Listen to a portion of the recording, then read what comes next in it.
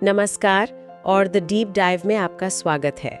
आज हम जिस चीज पर बात करने वाले हैं वो स्कूली शिक्षा और पेरेंटिंग यानी हमारे बच्चों के पालन पोषण से जुड़ी है। हमारे पास जो स्रोत हैं वो एक बहुत ही मुझे लगता है जरूरी सवाल का जवाब खोजने की कोशिश करते हैं। क्या?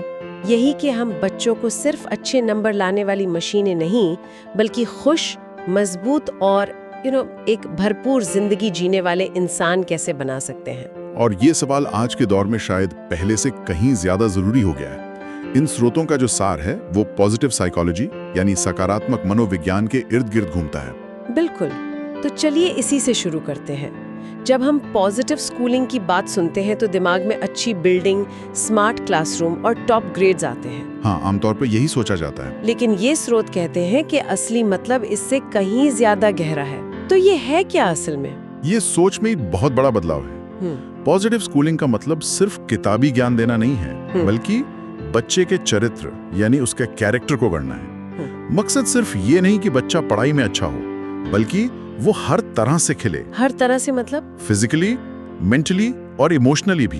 एक ऑल राउंड डेवलपमेंट जिसे कहते हैं। अच्छा। बात एक ऐसा माहौल बनाने की है जहां हर बच्चा, चाहे वो कहीं से भी आता हो, खुद को सेफ और वेलकम महसूस करे। सुनने में तो ये बहुत अच्छा लगता है, लेकिन इसे जमीन पर कैसे उतारा जाए? मतलब स्कूल इसे हकीकत कैसे बनाए? देखिए, स्रोत इसे 3 लेवल पर तोड़कर समझाते हैं। पहला तो साफ है, भौतिक आयाम, फिजिकल डायमेंशन, यानी स्कूल का इंफ्रास्ट्रक्चर। हाँ बिल्कुल, इंफ्रास्ट्रक्चर ठीक हो, क्लासरूम, लैब्स, खेलने का मैदान, साफ सफाई, ये सब बहुत जरूरी है। ठीक है, ये तो बेसिक जरूरतें हो गई, पर इसके आगे क्या? यहीं पर बात दिलचस्प होती है। हाँ। दूसरा है मनोवैज्ञानिक आयाम, साइकोलॉजिकल डायमेंशन। ओके। इसका मतलब है कि पढ़ाई को बोरिंग बनाने के बजाय उसे मजेदार बनाना, ऐसे तरीके खोजना जिससे बच्चे की क्रिएटिविटी बढ़े।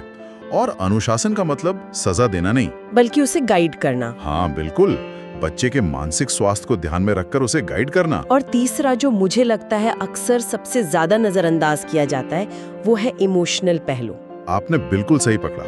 तीसरा और सबसे जरूरी है सामाजिक भावनात्मक आयाम।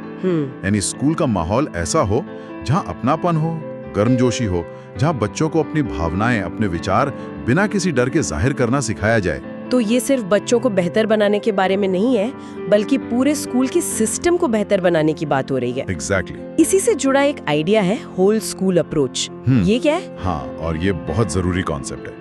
होल स्कूल अप्रोच कहता है कि बच्चों की भलाई सिर्फ किसी एक काउंसलर की जिम्मेदारी नहीं है। तो फिर किसकी है? ये हर किसी का काम है।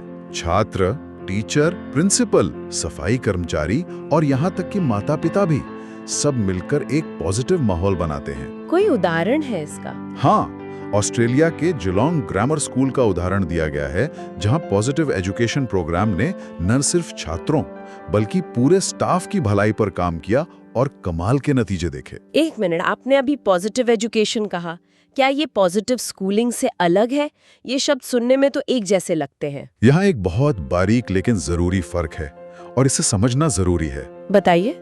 इसे ऐसे समझिए, पॉजिटिव एजुकेशन एक छात्र को माइंडफुलनेस सिखाने जैसा है ताकि वो तनाव से निपट सके। ये बहुत अच्छा है। लेकिन पॉजिटिव स्कूलिंग ये सवाल पूछता है, स्कूल का माहौल ही इतना तनावपूर्ण क्यों है कि बच्चे को उससे निपटने की जरूरत पड़ रही है? अच्छा, मतलब वो समस्या की जड़ पर काम करता है। बिल्कुल, वो पूरे सिस्टम को बेहतर बनाने की बात करता है। वाह, ये तो पूरा नजरिया ही बदल देता है जी। लेकिन अगर हम भारतीय स्कूलों की बात करें, जहां 50-60 बच्चों की क्लास है, टीचर्स पर पहले ही इतना बोझ है, तो क्या ये सारी बातें सिर्फ कागज पर अच्छी लगती हैं? जमीनी हकीकत तो बहुत अलग है। ये एक बहुत ही जायज सवाल है और स्रोत इस हकीकत को मानते हैं। वो साफ कहते हैं कि भारतीय शिक्षा प्रणाली नतीजों यानी अचीवमेंट पर बहुत ज्यादा जोर देती है। हाँ, वो तो है। यहाँ इंफ्रास्ट्रक्चर की कमी, बुलिंग, शिक्षकों का सम्मान न होना और परीक्षा का बेहिसाब दबाव जैसी कई चुनौतियां हैं। ये सब मिलकर पॉजिटिव माहौल के रास्ते में बहुत बड़े रोड़े हैं। तो फिर रास्ता क्या है? क्या इन चुनौतियों के बीच भी कुछ किया जा सकता है? हाँ, बिल्कुल किया जा सकता है। या ये सब सिर्फ बड़े प्राइवेट स्कूलों के लिए ही संभव है? नहीं, ऐसा नहीं है। यहीं पर पॉजिटिव स्कूल हाउस का मॉडल बहुत काम का है। ये एक उम्मीद देता है। ये एक घर का आइडिया है जिसे समझना बहुत आसान है। लता आइडिया, ये दिलचस्प है, बताइए इसके बारे में। सोचिए कि आप एक घर बना रहे हैं। हाँ। उसकी नींव यानी फाउंडेशन क्या होगी? देखभाल, विश्वास। हाँ, देखभाल, विश्वास और हर तरह की विविधता के लिए सम्मान। इसके बिना तो कोई इमारत खड़ी नहीं हो सकती। सही बात है। फिर आती है पहली मंजिल। यहाँ हम बच्चों के लिए योजनाएं बनाते हैं और उन्हें मोटिवेशन देते हैं। दूसरी मंजिल है लक्ष्य यानी गोल्स। तीसरी मंजिल है उम्मीद, होप, ये विश्वास कि तुम कुछ भी कर सकते हो। और सबसे ऊपर छत। और सबसे ऊपर इस घर की छत है समाज में योगदान, कि शिक्षा का असली मकसद यही है। ये स्कूल हाउस वाला आइडिया तो वाकई कमाल का है, लेकिन क्या इसकी छत यानी समाज में योगदान कुछ ज्यादा बड़ी उम्मीद नहीं है?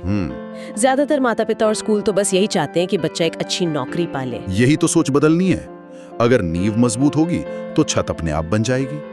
इसी सोच को ताकत देने के लिए दो और मॉडल हैं। पहला है VIA क्लासिफिकेशन ऑफ स्ट्रेंथ्स। अच्छा, ये VIA क्या चीज है? ये मॉडल कमाल का है। ये कहता है कि हर इंसान में कुछ स्वाभाविक ताकतें होती हैं। जैसे किसी में मजाकिया स्वभाव होता है तो किसी में बहादुरी या न्याय की भावना। पॉजिटिव स्कूलिंग का आइडिया है कि हम बच्चों की कमजोरियों को ठीक करने के बजाय इन स्वाभाविक ताकतों को पहचानें और उन्हें और निखारें। कोई उदाहरण देंगे इसका? सोचिए, एक बच्चा जो क्लास में बहुत सवाल पूछता है, उसे परेशान करने वाला कहने के बजाय उसकी जिज्ञासा, उसकी क्यूरियोसिटी को एक ताकत के रूप में देखा जाए। और दूसरा मॉडल है PERMA, जिसके बारे में मैंने काफी सुना है। हाँ, मार्टिन सेलिगमैन का PERMA मॉडल। ये खुशहाल जिंदगी के 5 खंभों की बात करता है। क्या है वो? P यानी पॉजिटिव इमोशंस, खुशी, सुकून जैसी भावनाएं। E एंगेजमेंट, किसी काम में इतना डूब जाना कि समय का पता ही न चले। R रिलेशनशिप्स, अच्छे रिश्ते। M मीनिंग, जिंदगी का कोई बड़ा मकसद। और A अचीवमेंट यानी उपलब्धि। इसमें जो सबसे हैरान करने वाली बात है वो ये कि अचीवमेंट लिस्ट में सबसे आखिर में आती है। हाँ। और हमारी पूरी शिक्षा प्रणाली इसी एक चीज के पीछे भाग रही है, जबकि पॉजिटिव साइकोलॉजी कहती है कि ये खुशहाली का सिर्फ एक हिस्सा है और शायद सबसे जरूरी भी नहीं। आपने बिल्कुल सही नब्ज पकड़ी है। यही इस मॉडल का सार है। उपलब्धि जरूरी है, पर वो अकेली काफी नहीं है। लेकिन फिर वही सवाल, क्या ये भारत जैसे देश में मुमकिन है? क्या इसका कोई जीता जागता उदाहरण है? बिल्कुल है, और वो भी सरकारी स्कूलों में। सच में? दिल्ली सरकार के स्कूलों में शुरू किया गया हैप्पीनेस करिकुलम इसका बेहतरीन उदाहरण है। नर्सरी से 8वीं तक के बच्चों के लिए हर दिन 45 मिनट की एक हैप्पीनेस पीरियड होती है। इसमें होता क्या है? इसमें माइंडफुलनेस, कहानियां, एक्टिविटी और बच्चों को अपनी बात कहने का मौका दिया जाता है। और सबसे अच्छी बात यह है कि इसे बच्चों, टीचरों और माता-पिता तीनों ने बहुत पसंद किया है। ये दिखाता है कि अगर इरादा हो तो बदलाव संभव है। तो दिल्ली का हैप्पीनेस करिकुलम एक बेहतरीन उदाहरण है कि स्कूल कैसे बदल सकते हैं। लेकिन एक बच्चा दिन में सिर्फ 6-7 घंटे स्कूल में रहता है, बाकी का वक्त वो घर पर गुजारता है। तो क्या होगा अगर स्कूल में सीखी गई सकारात्मक बातें घर के माहौल से मेल ना खाएं? बहुत जरूरी सवाल है। यहीं पर पॉजिटिव पेरेंटिंग की भूमिका सबसे अहम हो जाती है। एकदम सही। स्कूल और घर दोनों का तालमेल जरूरी है। पॉजिटिव पेरेंटिंग का भी मूल मंत्र वही है। क्या? बच्चे में क्या गलत है, इस पर फोकस करने के बजाय ये देखना कि उसमें क्या सही और अच्छा है। ये बच्चे की ताकतों को सींचने के बारे में है। मतलब ये एक तरह का रिश्ता है। हाँ, एक ऐसा रिश्ता जहाँ आप बच्चे की देखभाल करते हैं, उसे सिखाते हैं, लीड करते हैं और सबसे जरूरी उसकी जरूरतों को बिना शर्त पूरा करते हैं। लेकिन पेरेंटिंग का तो कोई एक सही तरीका नहीं होता।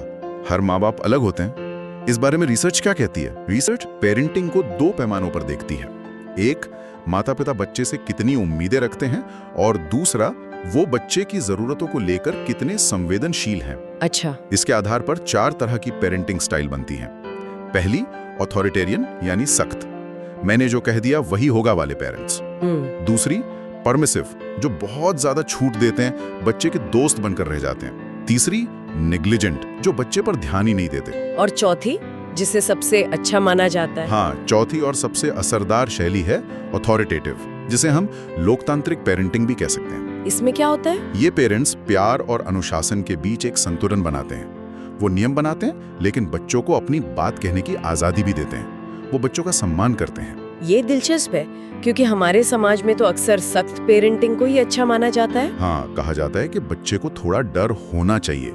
तो ये लोकतांत्रिक स्टाइल एक बहुत बड़ा मानसिक बदलाव है। एक और शब्द जो आजकल बहुत सुनने में आता है वो है माइंडफुल पेरेंटिंग। ये क्या है? क्या ये सिर्फ एक नया फैशन है?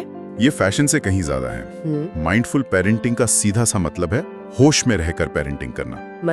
मतलब जब आप अपने बच्चे के साथ हैं तो पूरी तरह वही रहें, अपने फोन में या अपने तनाव में नहीं। इसका फायदा क्या होता है? इसका फायदा ये होता है कि आप अपने गुस्से या भावनाओं में बहकर रिएक्ट करने के बजाय सोच समझकर जवाब देते हैं। आप बच्चे के व्यवहार के पीछे की वजह को समझने की कोशिश करते हैं। और इसके लिए क्या करना होता है? इसके 5 हिस्से हैं। बच्चे की बात ध्यान से सुनना, खुद को और बच्चे को जज किए बिना स्वीकार करना, अपनी और बच्चे की भावनाओं को समझना, आत्मनियंत्रण रखना, और 5वां और सबसे जरूरी खुद के और बच्चे के प्रति दया का भाव रखना, क्योंकि गलतियां सबसे होती हैं। तो अगर कोई माता पिता आज से ही इन चीजों को अपनी जिंदगी में अपनाना चाहें तो उनके लिए सबसे जरूरी टेक अवे क्या होंगे? कुछ प्रैक्टिकल कदम। ये स्रोत 4 बहुत ही प्रैक्टिकल बातें बताते हैं। पहली, एक सुरक्षित और दिलचस्प माहौल बनाएं। एक ऐसा घर जहां बच्चा गलतियां करने से डरे नहीं, जहां वो नई चीजें आजमा सके। और दूसरी, उम्मीदें हकीकत के करीब रखें। ये याद रखना कि आपका बच्चा आपकी परछाई नहीं है, वो एक अलग इंसान है, उसकी अपनी पसंद नापसंद है। और अनुशासन के बारे में क्या? क्योंकि ये सबसे मुश्किल हिस्सा होता है। यहीं पर तीसरा पॉइंट आता है, पॉजिटिव डिसिप्लिन। इसका लक्ष्य सजा देना नहीं, सिखाना है। आइडिया ये है कि कोई बच्चा बुरा नहीं होता, सिर्फ उसका व्यवहार अच्छा या बुरा होता है। तो व्यवहार को ठीक करना है, बच्चे पर ठप्पा नहीं लगाना है। और चौथा, जो शायद सबसे जरूरी है, वो है माता पिता का सेल्फ केयर, यानी अपना ध्यान रखना। हाँ, अगर आप खुद तनाव में और थके हुए हैं तो आप एक अच्छे पेरेंट नहीं हो सकते। अपनी देखभाल करना स्वार्थ नहीं है, ये आपके बच्चे के लिए भी जरूरी है। तो आज की इस पूरी बातचीत से ये साफ है कि बच्चों के विकास की चाबी सकारात्मक मनोविज्ञान में छिपी है, चाहे वो स्कूल में हो या घर पर। बिल्कुल। ये सिर्फ अच्छे नंबरों के बारे में नहीं है, बल्कि बच्चों को इमोशनली मजबूत, आत्मविश्वासी और एक मकसद भरी जिंदगी जीने के लिए तैयार करने के बारे में है। बिल्कुल। ये पूरी सोच देखभाल, विश्वास और हर बच्चे की अंदरूनी ताकत को पहचानने पर टिकी है, ताकि वो न सिर्फ अपने लिए सफल हों, बल्कि समाज को भी कुछ बेहतर दे सकें। और आज के श्रोताओं के लिए एक सवाल छोड़कर जाते हैं। ये सारी रिसर्च हमें ताकतों और भलाई को बढ़ावा देने के बारे में बताती है। जरा सोचिए, एक ऐसी दुनिया में जो हमारी कमियों को सुधारने के पीछे पड़ी रहती है, क्या होगा अगर हमारी पूरी शिक्षा और पेरेंटिंग का सिस्टम इस एक सोच पर आधारित हो जाए कि बच्चे की सबसे बड़ी स्वाभाविक ताकत क्या है, उसे खोजो और उसे और चमकाओ।